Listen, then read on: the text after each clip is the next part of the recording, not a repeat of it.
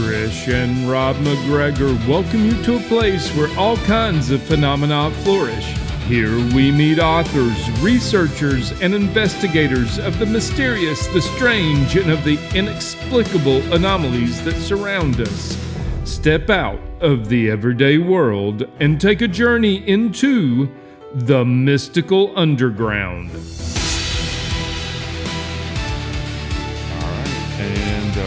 We will start in 3, 2, 1. Welcome to the Mystical Underground. Thank you for joining us. This is Rob MacGregor and Trish MacGregor. And our producer and tech magician, John Posey. You can go to themysticalunderground.com where we make regular blog posts and where you can find out about our books. Among them are The 7 Secrets of Synchronicity, Sensing the Future, The Secrets of Spirit Communication, and Aliens in the Backyard.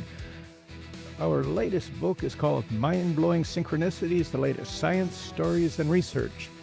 Trish's latest novel just coming out is called Not Quite Human, and Rob's most recent novel is called Tulpas, a story of mysterious beings created through deep meditation.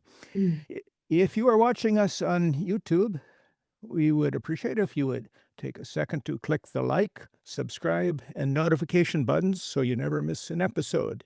If you prefer to listen to the show, it's available wherever you listen to podcasts. Please subscribe there. Our guest today is Colleen Quinn, a transpersonal psychologist with a child specialty who is also certified in breathwork. Colleen has taught psychology at Ohio State University, Virginia Commonwealth University, Columbia State Community College, and was the dean at Hondros College. She has published research, top-tier scientific journals, including Emotion, Adolescent Psychology, and Residential Treatment for Children and Youth. She's the author of Essence Merging, which just came out this month. Welcome, Colleen. It's great to have you. And my first question Colleen. is about your necklace. What is it? Well, it's actually the skull of a catfish. And I love this because everything in the natural material world points to some greater physical phenomenon. And this is a perfect example of that. Culturally, obviously, it identifies very closely with the experience of in our human history of the crucifixion of the prophet Jesus, whether you believe he was the prophet or the Son of God. That is part of our human history, and it's embedded in the skull of a catfish. Huh. All right. It's really where'd you get it? My dear sweet sister who lives in San Francisco, who finds these antique shops, sends me the most incredible jewelry, and I love her for it. That's great. So Well, that really wasn't part of our question about your book, but that's okay. I think you explained the theme. Yeah, but let's start with that title, Essence Merging. What does that phrase mean to you, and why is it the perfect title for this book?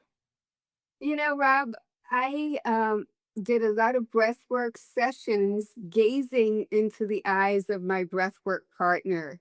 That's very tantric. But the first level of tantra is gaze. And when you gaze into the eyes of another person, you're really seeing soul to soul. It is a deeper communication. And in that, you lose the sense of a separate self. There is no me, there is no you.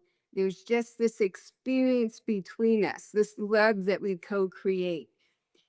And that is our essences merging. And it points to the greater reality that we're all looking for. We all have a sense of emptiness in our hearts, but we remember it's built into our spiritual DNA back to the beginning of time before the Big Bang, when we were all together, unique manifestations of the one. We were in wholeness. And I think when we are in that experience of wholeness, that harmony, we feel bliss, but we call it love. But the real phenomenon is the wholeness.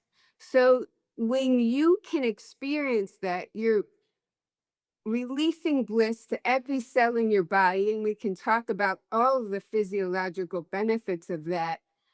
But it's available in any moment. So whether you're emptying the dishwasher, walking in the woods, having a conversation with a cashier, any human, you can drop in to that place of soul to soul connection. It'll elevate the experience and it'll make the mundane sacred. Huh. Yeah. So that's the love story you're talking about. It for sure is. Uh-huh. I love would have it that I met this person on the other side of the earth. He lived very close to me, and we were charged to share a breath together. We took that charge very seriously. Um, our guru, who really was the greatest embodiment of love that I've ever met and known, said, "You're so close to the White House. If you do this, you'll elevate the energy of the whole collective." That's true for any breath work. Uh, It's always going to elevate that energy, that frequency level. And so we breathe together every other week. But surrendering to breath, following the leadings of breath, we would we would do these things that we were like, what's really happening? And I would go back to the research and find support in tantra. These were things that were done regularly to raise and amplify our frequency, and we forgot about them. Now, uh, I'm in a vibrant marriage of 46 years.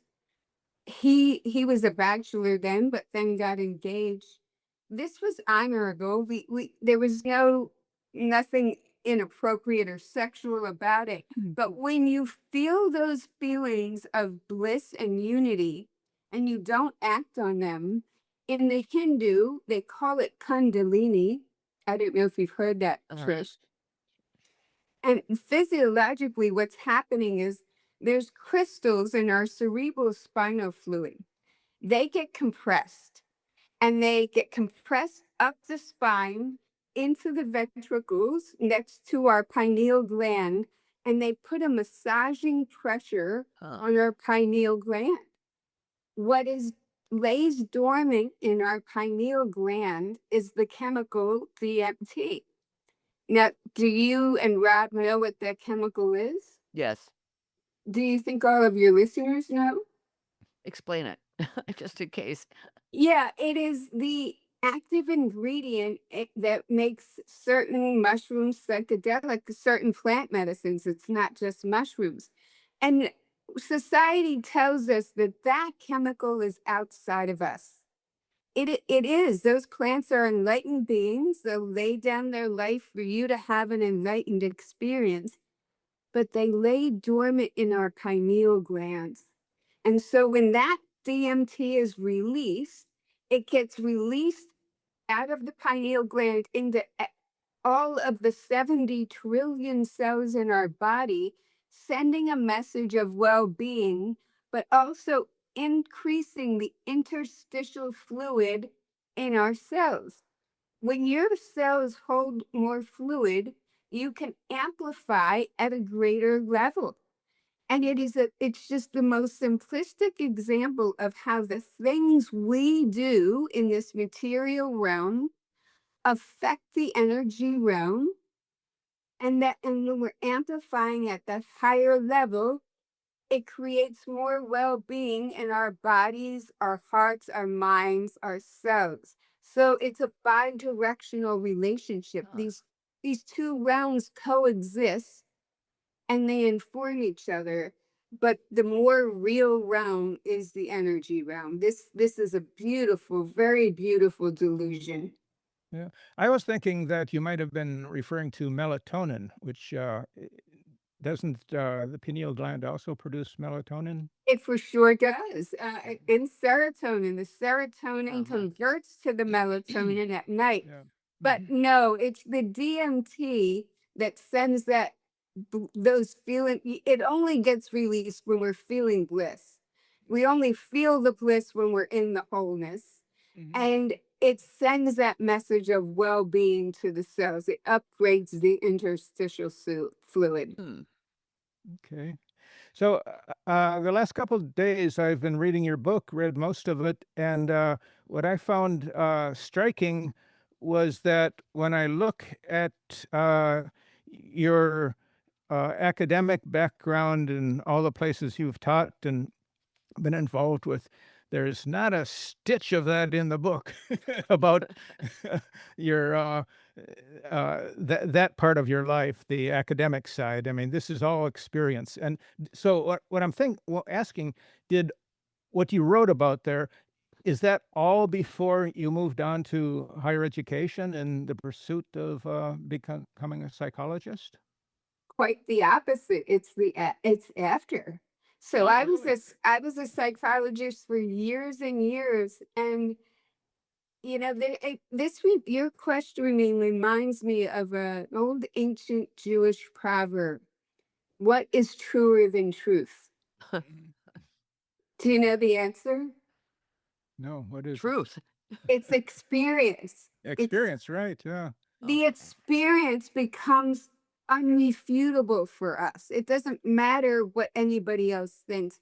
You viscerally feel it in your body, and it's noetic. It becomes truth for you. So while I had studied psychology all of those years, helped a lot of people, Hmm. however, psychology does have some treatments that have the capacity to truly heal. For the most part, with managed care and the people themselves, they want a quick fix. They want tools, they want a couple band-aids. So sadly, psychology rarely gets the opportunity to actually heal anyone. And I talk about it early in my book. I start at the end of my Yes, I remember that now. Right at the end of you're working with children who had really bad experiences in their lives. and at that time, even though I was the head of research and we were using mindfulness to study its effects on virtually every disorder, and it worked really well. Kids learned how to drop into the present moment, and they would, whether it was internalizing or externalizing, they learned to see the bigger picture of their actions. It worked really well, and I felt like a fraud because at the time I had a lot of unresolved trauma that I had studied about, but I hadn't really dealt with. And I was a walking head. I could not get out of the diatribe in my head for more than a few minutes. Huh. Mm. But Yeah. now, was your emphasis on Jung or Freud or Adler or It was on CBT, and the treatment we were doing was actually dialectical behavioral therapy, which is based in the Eastern religions and heavily based in mindfulness. Mhm. And so I knew the treatments, but it eluded me. Like, well, how are these people getting out of their heads? When you are steeped in unresolved trauma, it doesn't matter how much you learn about it. You have to develop a relationship with the energy. You have to eventually feel comfortable enough to go in and feel those things that Mhm. you did not want to feel, that you were overwhelmed and didn't want to feel at the time. And what I love about breath work is when you use breath work as the means to go in, a couple things are beneficial. One is it's only going to take you into those descent trips at your ego's pace of readiness. So psychedelics is going to drop you right into your soul, whether you're ready or not. And that can seem traumatic if you're not ready, if you don't know how to surrender and you're not ready. It's a beautiful gift because it's your own soul. But breath work will give you these lovely ascent trips and the oneness and woo you with love. But as your ego starts to feel safe and relaxed, it will take you to those descent places. But you've now learned how to detach from your human form. And at that point, you're hovering over your body looking at those experiences through the eyes of love, yet fully feeling them. And it universally, what I say is it flips the coin we wrapped around the story. So most trauma stories we wrap around that we were victims, that we were alone, that we couldn't handle it. For myself and the clients that I've worked with, this coin always gets flipped. We realized we were never alone and that it was part of love's plan and it made us who we are today. And that we're much stronger because we had that experience and it showed us just how strong we are. So, and these are noetic knowings. They're not just words. They become, like I said, unrefutable.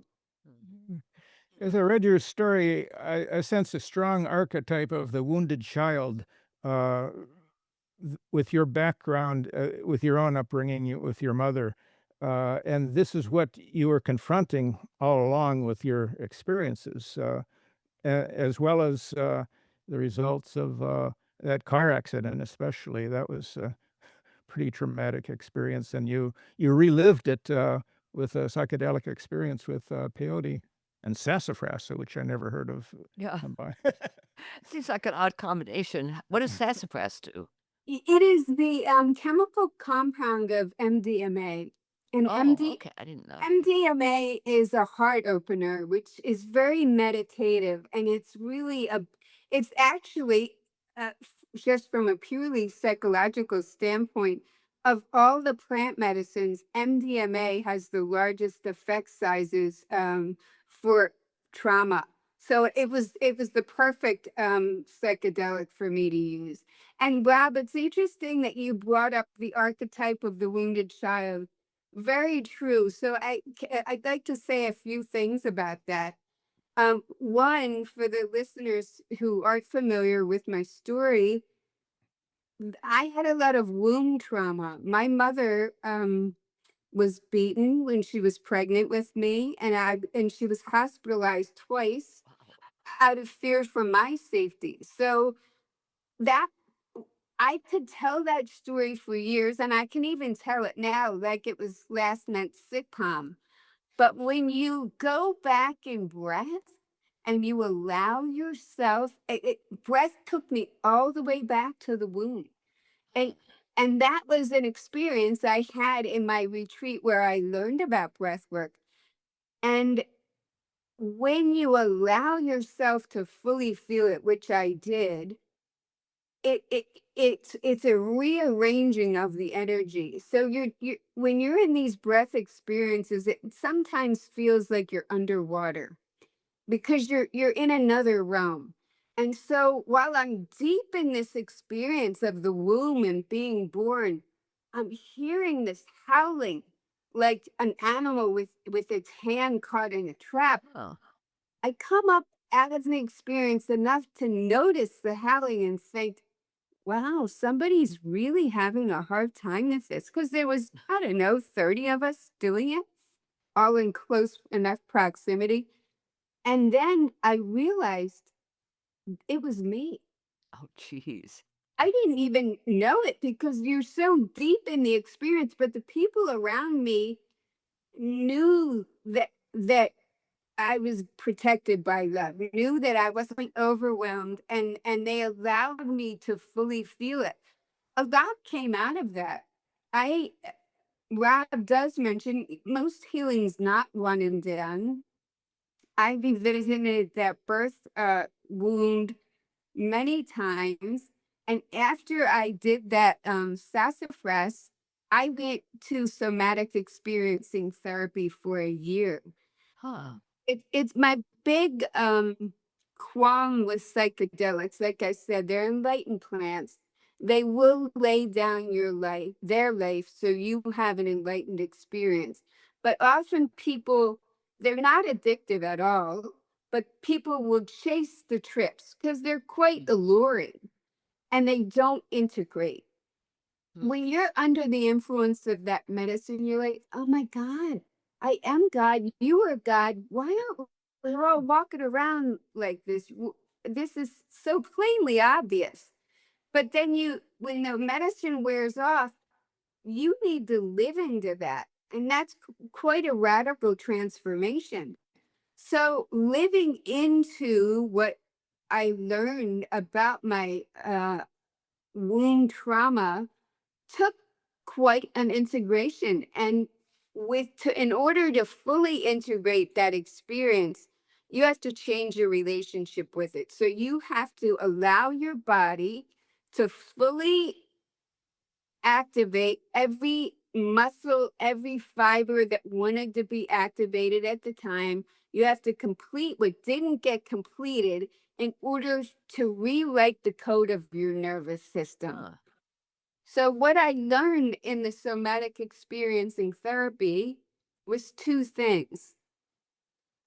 Children of womb trauma have one of three types of mothers: either a mother with a mental disorder, which I had, a mother with some type of addiction, or a mother with an extreme hormonal imbalance. That's what makes that toxic womb. Huh.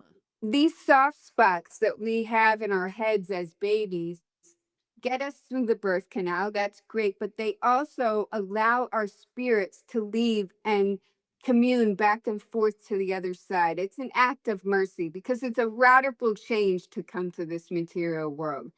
And it's interesting that those soft spots stay open for 2 years. It's to ease the transition.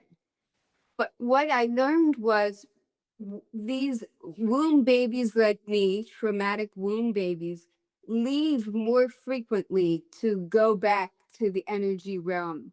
And they become gifted spiritually or gifted analytically.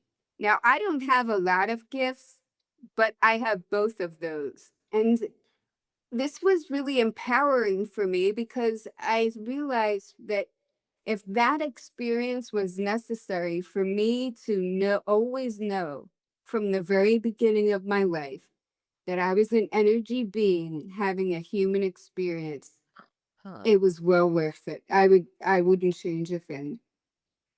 Did you, during this experience, did you remember the wound of the womb? Yes, and under the sassafras, I felt every blow. My Huh. body literally hurled around the cot like I was in like a fight club. Jeez. I stored that energy for 50 years. I was 50 when I had that experience, 52. And our bodies will faithfully carry this dense, dark energy for us. But it is dis-ease. Dis-ease is the foundation of disease. You need to harmonize everything in here to have wellness. So it was, and it's interesting that that physical trauma was received exactly the same way as the psychological trauma I received later from my mother's new step-husband, Huh. as physical blows, all stored in my body as back kicks and gutter stomach punches. So Huh. it's quite remarkable when you allow that energy to move free. Is your mom still alive? She is not. And I tell you, Trish, that a lot of our healing happened after she dropped her body. I believe that when my mother dropped her body, she could express herself in the fullness of her true nature. So it's interesting that on my mother's deathbed, she stopped breathing for a long time, 3 or 5 minutes, and then took a gasp of air and said, "It's beautiful." Now I wasn't there when my mother died, but my sister, who I'm not super close to because of her choice, I believe my mother pried that story from her lips because she wanted me to hear it. She wanted me to hear it. And I can picture my mother saying, "This is all great. And I got one more thing to do." She wanted to let us know that it's beautiful for all of us. So even though she had a mental illness and a lot of shortcomings, it's all love. And we're all subsumed back into love. And that was very powerful for me.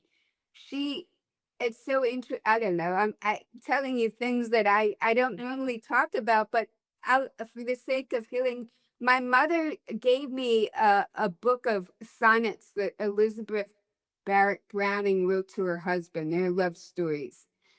My brother is an English literature major. She didn't give them to him. She gave them to me. And I know that they were all her saying, "This is how much I love you." Ah, So, interesting. and then I lost a family heirloom, a diamond ring that I promised my son to give his fiance. I lost it. And it wasn't even my family's ring, it was my husband's. And I said to my mother, "Listen, you need to find that ring. You found my sister's camera at the bottom of the ocean. You better find that ring." This is how I would talk to my mother. The ring was found. So many, many ways my mother has crossed realms to love me, show me how much I've always been loved, and heal me. And I'm very Huh. grateful. Yeah. Now, are you the oldest? No, I was the fourth child she had, a year apart, bipolar with four children 1 year apart. God. That's a lot of stress, right? Yeah. Yeah, it's a lot. Huh. Colleen, let's go from your mother to your husband. You said you've been married 46 years. H- How is he handling, or how did he handle all this, experience that you had? I mean, like almost half of your book is focuses on this retreat you went on in Costa Rica and the shaman you met and the people you met, and uh, and of course with Finn and your relationship with him. Uh, he must not be a very jealous person, willing to allow you to pursue your own life and your own pursuits within the marriage. Well, that's a great question. I wouldn't, he's not jealous, but I think it's much bigger than that. So he really believes in the autonomy and sovereignty of our own path. Mm, I really love that because that is the actual true love. For us to control anybody else's path is not love at all. And so he is a big believer in all boats rise. You know, we're all becoming, do what you need to do to be the highest version of you. So when I had my second near death experience and I said, "Hey, I found out about this retreat on the other side of the world," that was a radical change in our marital contract, that in and of itself. And he's like, "Yeah, go." And I went with a guy friend of mine, and he was like, "Yes, you need that."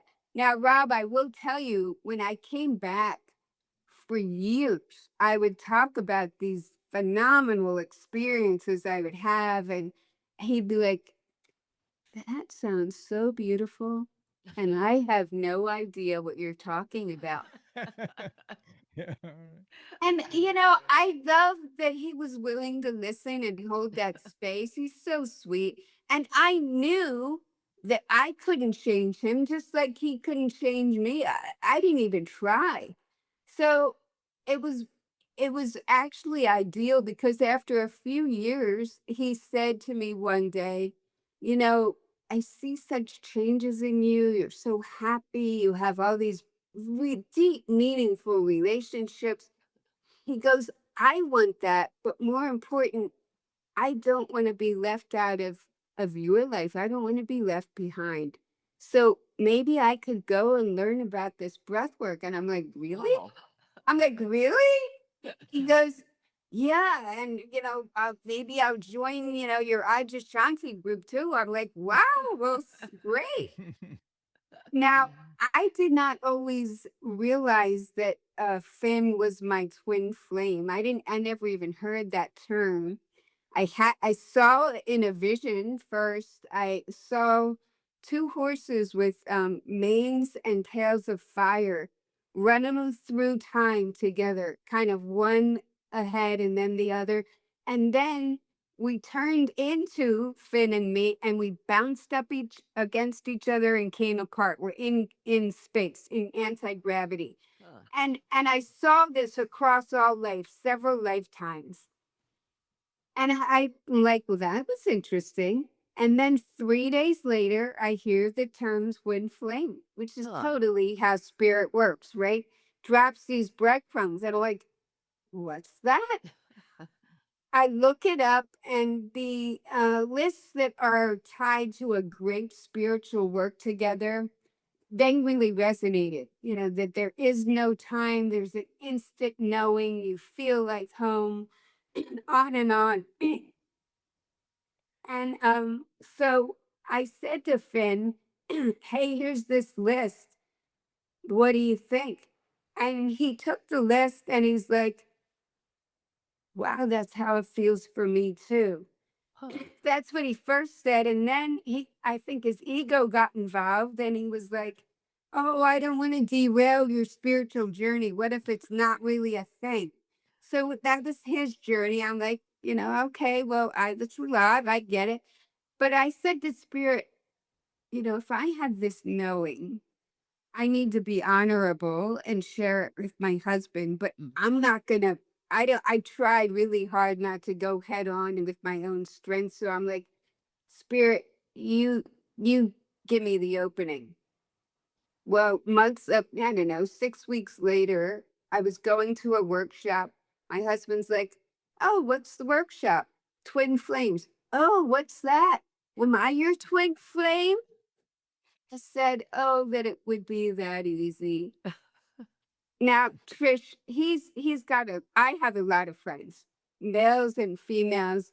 He immediately knew. He said, oh, it's Finn, right? Wow. I said, yeah. Interesting. I said, yes. And he said, this is pretty amazing. And this is not just not being jealous, this is being secure in a relationship. He said, I am grateful that I have my rightful place in your heart. It's too big for one. And I'm so grateful that Feng can hold you in an emotional way that's hard for me. Huh. I mean, that's real love. Yeah, So that's incredible. I want to say a little bit about what in psychology we call object relations love.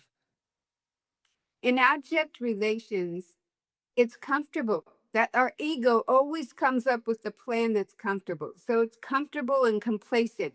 I won't push these buttons for you if you make things easy for me and you don't ruffle my feathers. I know your quirks, you know mine, and we're just gonna be very comfortable with each other.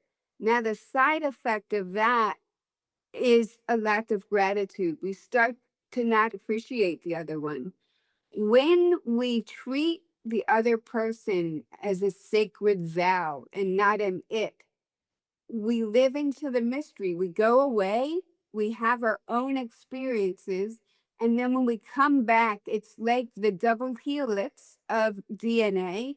You twirl around, you two fully whole strands twirling around each other um, to become a third greater thing. And that's what a sacred relationship is. And that requires a lot of safety and security. My husband realizes, as do I, that love begets love. So love multiplies love. When you are filled up with love, it's easy to flow it out everywhere and everybody benefits.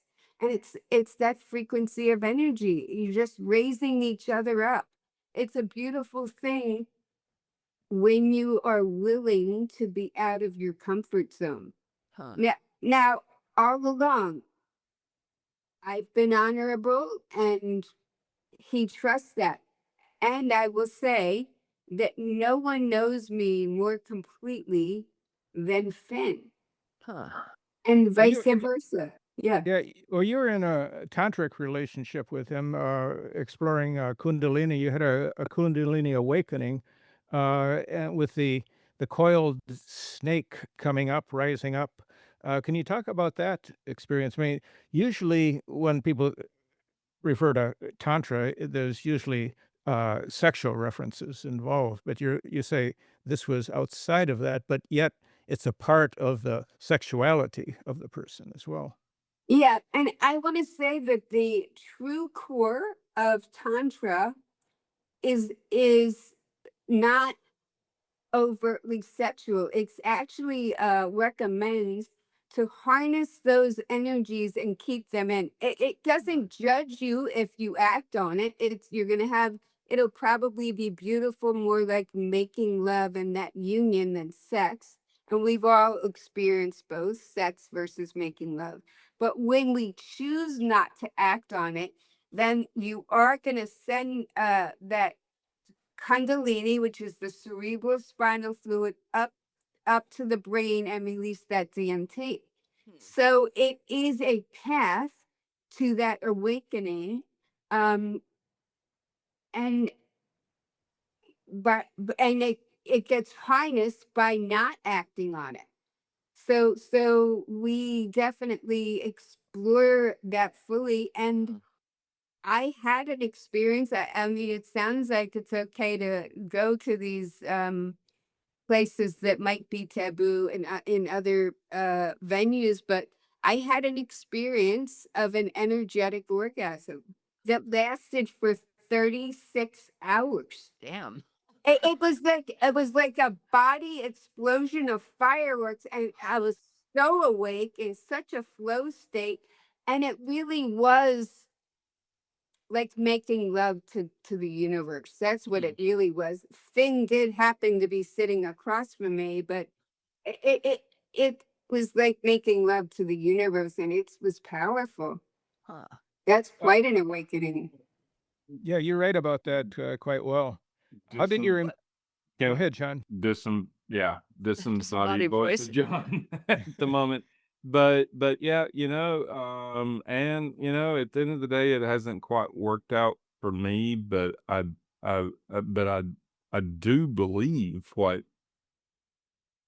that's always been my thing is that whoever your partner is, you spawn out, you both spawn out, go into the world, you're doing your own thing, and then you bring that stuff back in. And it is that, like, it is that kind of like, I forget what Colleen, was suggesting it as, is, like DNA or whatever. But yeah, it is this spiral that Hmm. you go out into the world, do your thing, and then you come back in. And that's what reinforces the relationship, I think, is because you go out in the world, you do your thing, and then come back in. And there, where that connection is that you want to hear what each other has learned from the world. But Hmm. anyways, all right. Interesting. Yeah, Absolutely spot on. Colleen, yeah. what I hate to ask this, but what astrology sign are you? Taurus, What's your husband? Aquarius. Oh, that's okay. That's an interesting combo. Yeah, Rob's a Taurus too. So, Your So birthday's coming up, unless you just had it. I don't know. no, I'm a May 16th, May 11th. May 11th. uh, Okay.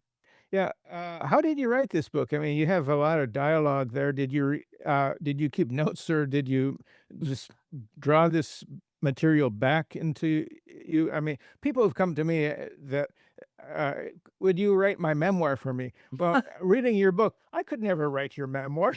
I mean, you have to write it. That's what I tell people too. I mean, how would you write somebody else's memoir? I have no idea. So I well, don't that's like take the guy Rob who wanted fiction added to his memoir. right. Yeah. It's the same thing. Yeah. So it's very well written, and Thank but you. but a lot of detail, Yeah, it's lot of fascinating. yeah, very So for 5 years, I kept journals. okay. Because this was so new to me, and it is a love affair with the divine. Everything becomes a conversation with God when you're in a tantric relationship with the energy. Like emptying the dishwasher is a conversation with God. Everything is.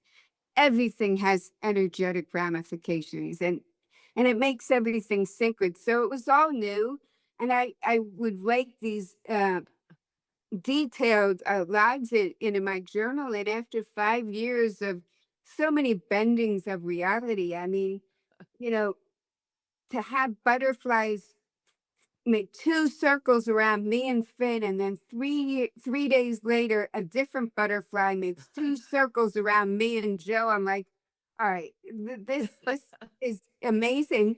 And I said, Spirit, like these love gifts are really amazing, but are they just for me? Or usually your plans are multi-layered. And I got this resounding go inspire. And it's interesting because inspire and inspiration come from the same root word, which is breath. It's conscious breath. That's the gateway to presence, to inspiration, to that higher way of being. Um, and I'm happy. What I did to answer your question, Rob, is I take this as a sacred mission. And so I always looked to get into my highest true nature, whether before writing. So whether it was breath work or meditation or micro dosing, I did my best to have the energy flow through me so that I wasn't writing from an ego place, because I believe that we're in a great awakening. That awakening is only going to happen from uncomfortable places. We only ever grow from uncomfortable places. And we need to be inspired to remember who we really are. How, Is that how what you does, like? Go ahead, Trish. okay, I'm just curious. How does um, how does the national news, international news fit into your scheme? In other words, here we are in a war with another country, that nobody knows why. So, I mean, how does all this fit into what you believe? Well, there are two ancient cultures that I know of and astrology that all predicted this time in our human history. And it started at the winter solstice of 2019, right when COVID was being born in China. We were all forced to go inward. I consider that the first labor pain. We all got here through labor pains. It's those Uh, love squeezes that entered us into this realm. We only grow from an uncomfortable place, as I said. I think we're in the second labor pain now. Everyone I know feels it, feels the squeeze. The period is predicted to take about 50 to 55 years. oh my God. I'm happy to be alive for the love revolution. I didn't think I'd ever see it. But two things are predicted. One is that at the end of it, it'll be common knowledge that we're all connected. If not, that we're actually all one, but that we're all connected. The butterfly effect is real. Right. And two is that feminine energy, not necessarily women, but that compassion, that benevolence for the good of the whole, will rule. Oh, finally. Now, knowing that, it's great because I get a preview to the end of the story. It helps with trust because this is rigorous. But the patriarchy's not going to go down without a fight. hmm All these wars, this chaos, it's AI. We're seeing the grab to try to hold on. However, I must say that there is no more powerful frequency in any realm in the cosmos than love. Love is almighty. I think that in the second labor pain, for me personally and most of my tribe, what we're being asked is to trust in greater measure, independent of what is seen out here. Uh, That's what I'm feeling. Independent of what it looks like, trust. And, I've been shown over and over, we're never alone. There is a plan. And holy evolution exists. The mind of God is evolving. I have had visions in breath work where I'm in that unity and there's such bliss that an amoeba gets sparked with life on some desolate planet somewhere. And we'd be foolish to think that we're the only species in the whole, cosmos.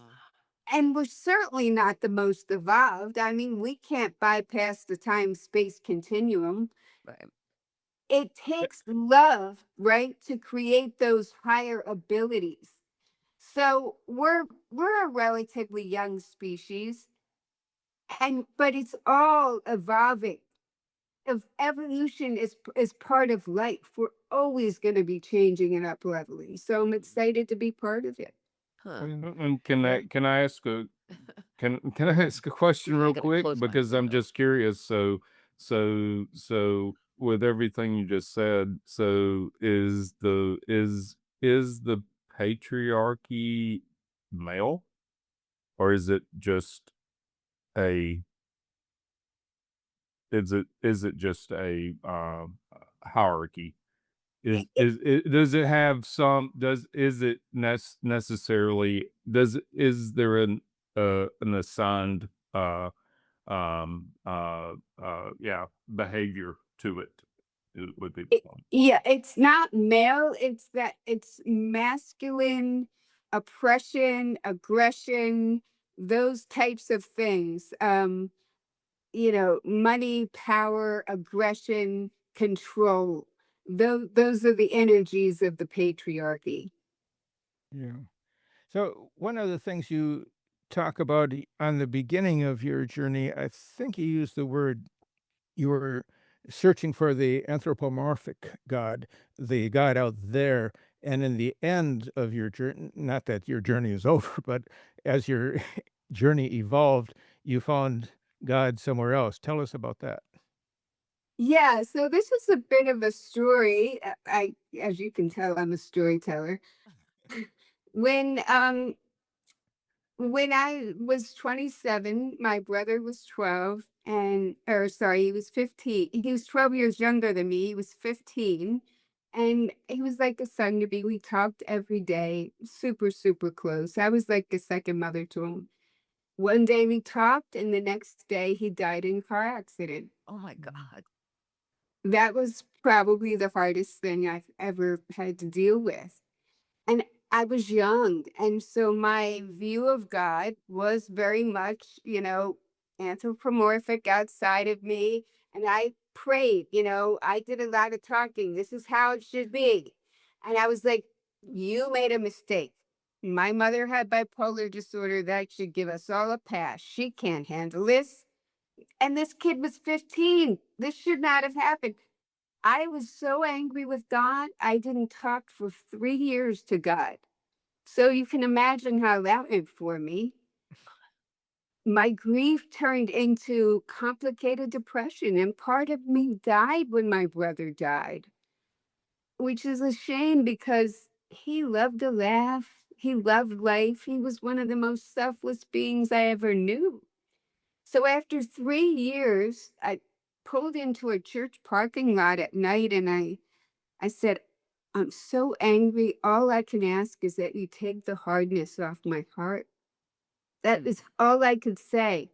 But those prayers, when we're at the very end of our strength, when we have nothing left, we're totally surrendered, they're the ones that are always answered. I've seen it for myself and everyone else.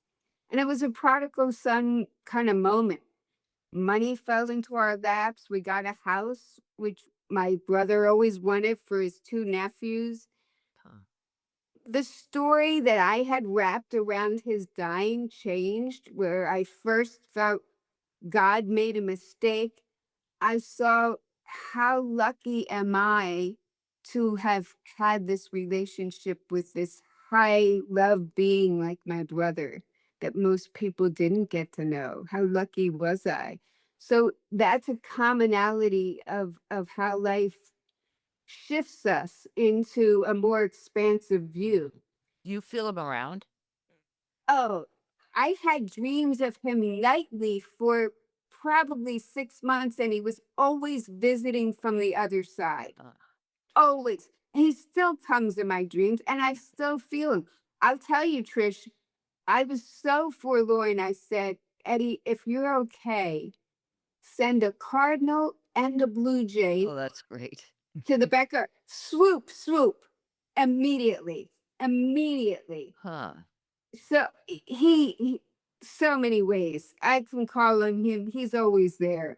See, when you mentioning birds, when my sister died, I was sitting out on the porch of her house with our dog, and I look up and there's a hummingbird right in my face, so close I could see the color of its eyes. So I went running inside the house, told everybody, "There's a hummingbird, that's Mary's archetype."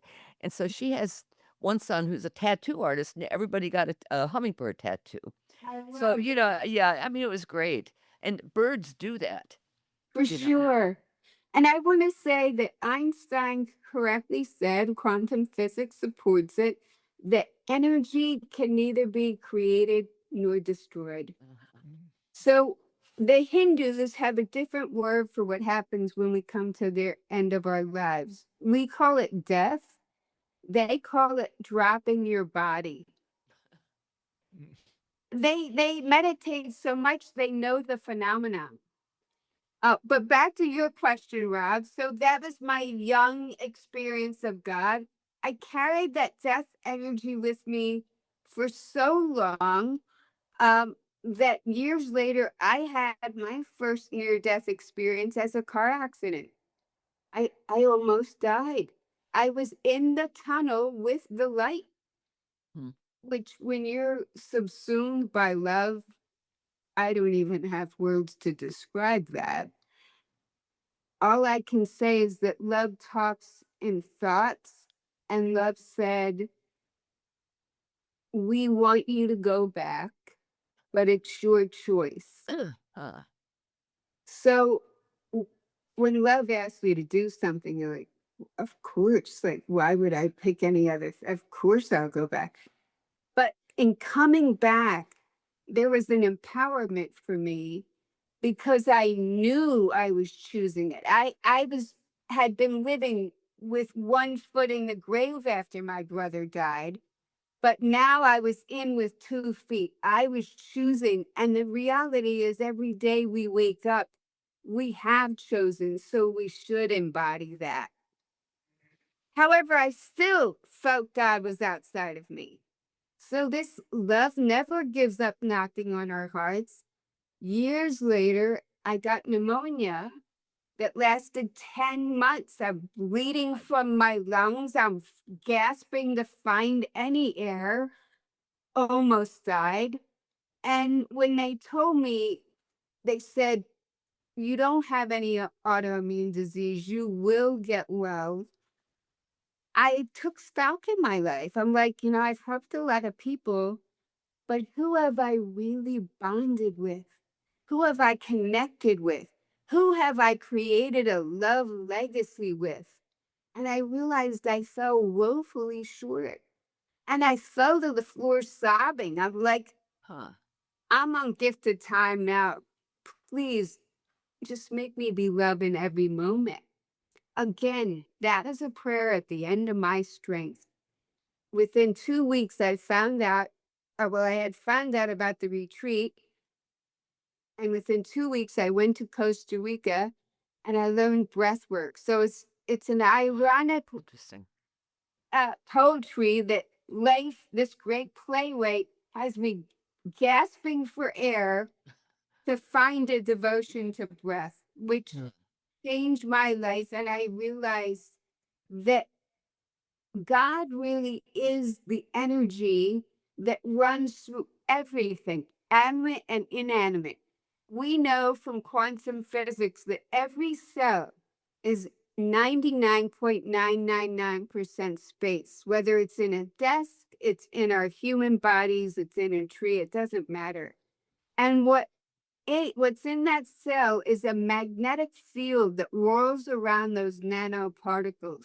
That magnetism is intelligent. It rolls them in an orderly way. That intelligence is God. That's the loving supreme intelligence that runs through everything. That's what we call essence. That is what the Christians call the Holy Spirit that runs through everything. In Hindu, they call it essence. That is God. So that's what I learned, and that's what I'm in love with. And that's what makes every moment an essence merging moment. How old were you when you had the second? I was, I was 50, 52 or 58. Time is, I was in my 50s. Okay, I'm just Yeah. curious. Interesting. Yeah, that car accident you had, I mean, you were stuck in that car for like hours, weren't you, that they couldn't get you out of there? Hours in the pelting rain. And a nurse climbed in, an off duty nurse climbed into the wreckage among the glass to be behind me and hold my hand. And they're like they're trying to pry the car apart. And I realized it wasn't them. I realized they were tearing my leg. The emergency brake was impaled in my leg. I'm like, and I'm in shock. I'm like, wait a minute. I'm hemorrhaging back here, and if they snap it back together in another 45 minutes, they're discussing. I'm like, I'm all good with the discussion, but really, let's just make a decision here. You were not really you had lots of broken bones, but you were in a space where you were ready to go, and maybe that would be it. But so it was like a calm space, it seemed, the way you described it. And very, very calm and peaceful. Now, my blood pressure when I came back was 60/30. So that was an adaptive grace. And, at a cost, I talk about what I had to go through to get that trauma out of my body. It's a big deal. There's a lot of blessings and there's a lot of challenges in it, but I wouldn't change it for sure. Oh, okay. I'd like to talk a little bit more with you about breath work. Uh, Rob's a former yoga teacher, so yeah, I got involved with the first style of yoga was Shivananda, and we always started with about 20 minutes of breathing exercises, various types of breathing exercise. And after that, I moved into different styles of yoga, but only the breath work never came up again, really, to any degree as with Shivananda. And I'm wondering if what types of breathing that styles of breathing that you prefer. Are there any uh, types that you find that work best for you? I'm so glad you asked. So many I don't prefer because they're very fast paced. They make me dizzy. I can't do that. And my body naturally wants to revert to a slower pace. I do what we call a circular integrative breathing. It's very slow paced. Um, so physiologically, it does a few things. It activates your parasympathetic nervous system. It activates a delta brain wave pattern, which is restorative, slow healing. And as you get slower and slower with it, and your exhale's always going to be slower than the inhale because you're just letting it fall out. It's in through the nose, out through the nose. But it's a full breath in. So most people only ever use about half their lung capacity. You're manipulating energy from the base of your spine up, up, up, up, up, all the way up to that pineal gland. So it is a full breath till you cannot take in any more air. Then you're letting it fall out. As you lose yourself in the act, your subtle body will loosen from your physical form. And that's when it's either going to flow in the cosmos or it's going to hover over you and you might have one of those descent trips that I talked about. Um, Either way, you're in the eyes of love. And so when your subtle body has released from your physical form, you're actually in a gamma brainwave pattern. Now, what's interesting about that is most of us, we know from functional MRIs that the brain has what is called a default mode network. It's a very well-grooved pattern in our frontal cortex, and it's almost like 9 different connections. And it maps onto Freud's construct of the ego. It's amazing that he came up with this construct. Now we have proof of it. So it's very self-referential. It looks for the shortcuts. It keeps us sleepwalking through life. Well, that quiets down, and when you're in gamma on a PET scan, the whole brain is lit up. Cross communication all over the place. And it's where we have the ability to pluck out of the quantum field any potential outcome. It's the highest manifesting power. This is all happening because of the slower breathwork pattern. Interesting. How do you distinguish between breath work and meditation? Is it the same for you? Completely different. So meditation is a radical dropping in of presence. It's rigorous. It's the easiest to integrate. However, if you have a diatribe going on in your brain, it'll be the longest 5 minutes of your life. I would tell my clients, save that for when you're further down in the journey and you have some peace and stillness up there. Breath work meets you where you are. And then, of course, the easiest to get into your soul is psychedelics, but it's the hardest to integrate. Hmm.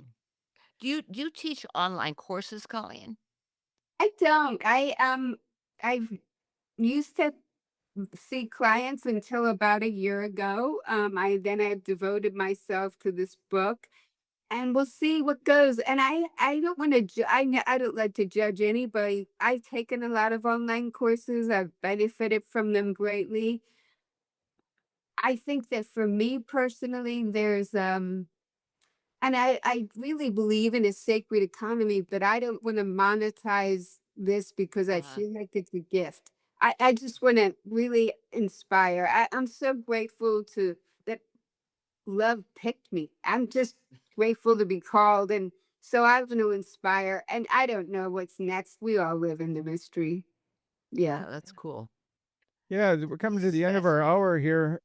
Thank you very much, Yeah, tell Colleen. people This now is where they can great. find you and your book and all that stuff. Your website. Thank you. Yeah. So my website is essencemerging.com, and I'll send you links that you can put underneath the show notes. I do offer a free download for 9 simple steps to awakening there. I'm on Instagram. My book's available everywhere, but I have a link on Amazon. And I'm on YouTube. I have several breathwork videos, but I have a simple 5-minute one that's pretty much the step-by-step of how to do circular integrative breathing. So I'll make sure you get that link as well. Yeah, I think that's everything. Oh, this is great. Well, Thank you. you've been fascinating to talk with. Yeah, and yeah, we've been way out, especially at the end of this podcast. We've been way out in the deep end of the pool. So I got to make a pop culture reference to get us back in the shallow end as we end this. But so Colleen Quinn.